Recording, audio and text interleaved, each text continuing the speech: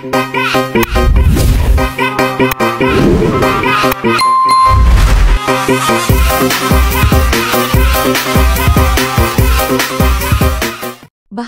yang digunakan untuk saya buat POSUR ikan keli dalam periuk: bawang putih, bawang merah, bunga kantan, ikan keli. Bahan-bahan yang ini nanti saya kisar halus dan saya akan perap dengan ikan keli selama 30 minit. Bahan yang telah dikisar halus: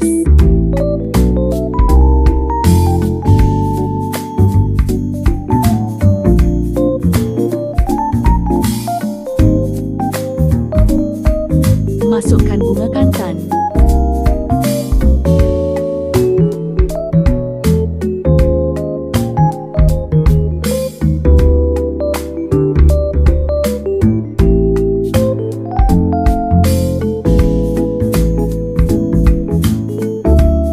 masukkan perisa,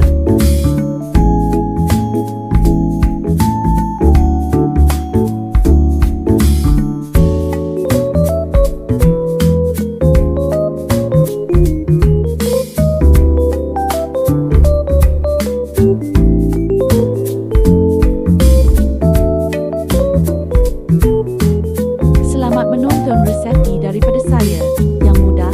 Saya tak pakai bulu untuk membuat panso ikan keli. Saya masak pakai periuk elektrik sebab saya tak ada tempat untuk saya panso. Jangan lupa kongsikan video ini kepada sahabat semua dan tonton video ini sampai habis. Dan tidak lupa like, komen dan tekan butang lonceng bagi tak ketinggalan video saya yang seterusnya.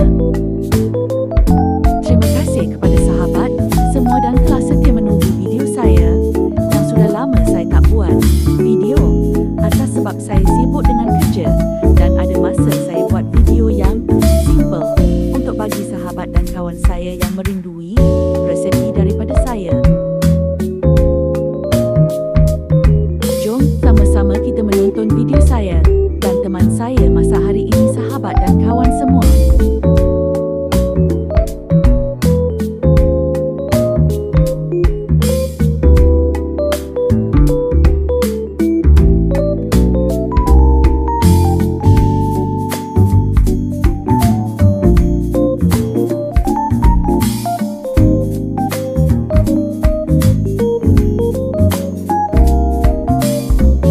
Selama 30 minit dahulu. Selepas itu baru saya mulakan masuk dalam periuk untuk kita masak.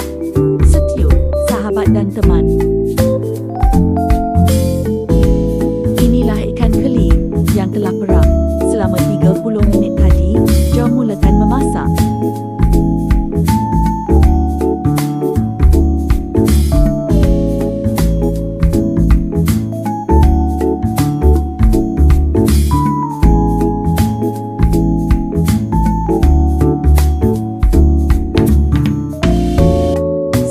Gunakan minyak untuk memasak.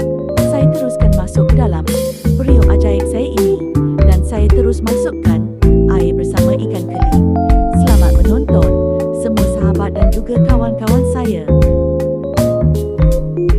Teruskan menonton dan juga teman saya memasak.